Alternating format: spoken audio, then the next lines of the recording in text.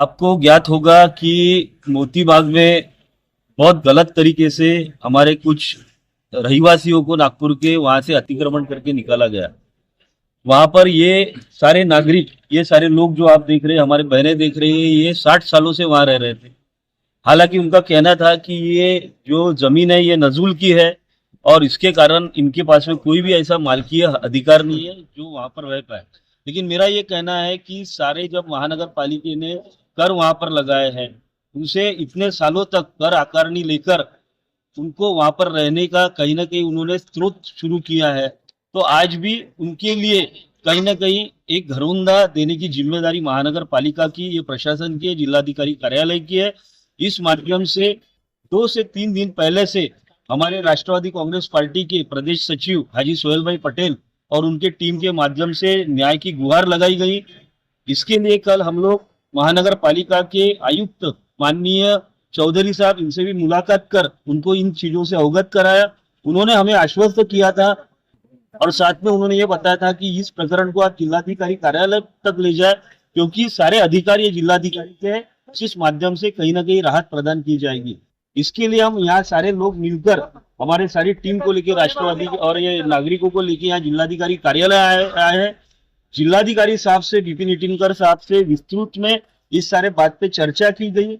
उन्होंने हमें आश्वस्त किया कि आज दोपहर तक वो इसके बारे में निर्णय लेके महानगर पालिका को अवगत कराकर इनके लिए समाधान हम ढूंढने की कोशिश करेंगे।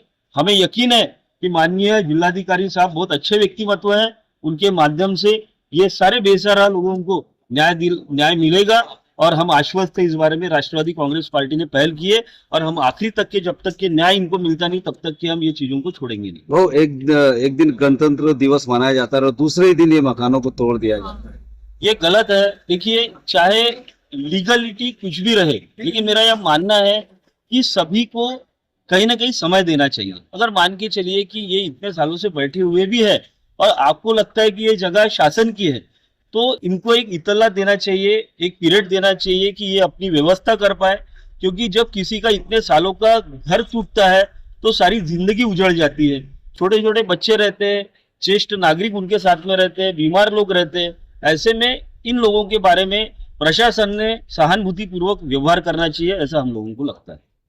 कि हक के पट्टे जो बट रहे हैं, जो इतने सालों से प्राइवेट जमीन पे लोग जो बैठे या सरकारी जमीन पे लोग इतने सालों से बैठे, उनको मालकी हक के पट्टे दिए जा रहे हैं। लेकिन कहीं कहीं दिक्कतें क्या है कि हम उन लोगों की दिक्कतें भी समझनी चाहिए, क्योंकि अनेक डेवलपमेंट के काम नागपुर शहर में हो रहे हैं। मान के चलिए कोई प्लानिंग में कहीं ना कहीं डेवलपमेंट है और वहां पर लोग बसे हैं जो सरकारी जमीन है, तो डेवलपमेंट करते हुए अगर वो चीजें रुकावट बनती है तो कहीं ना कहीं वो उनके लिए जरूरी है। लेकिन इस माध्यम से मैं ये भी बताना चाहता हूँ कि अगर ऐसी परिस्थितियां निर्माण हो जाती है तो ऐसी जगह पर जहां पर लोग बैठे हुए हैं उनकी कहीं ना कहीं पर्यायी व्यवस्था, क्योंकि पुनर्वास अगर नहीं करेंगे आप, पुनर्वसन अगर नहीं करेंगे लोगों का, तो लोग बेघर हो जाएंगे और ये उचित बात नहीं है। हम लोग डेवलपमेंट के साथ में, प्रशासन के साथ में चाहते हैं कि हमारा शहर एक सर्वोत्तम शहर रहे भारत में, लेकिन साथ में ही जो लोग बेघर हो रहे हैं उनके लिए भी न्याय देना बहुत जरूरी है।